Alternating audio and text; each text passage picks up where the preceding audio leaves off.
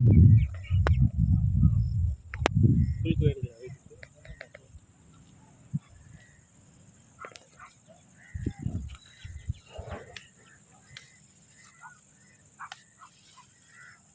பார்த்து கவனமாக பறிக்கணுங்களா சார்?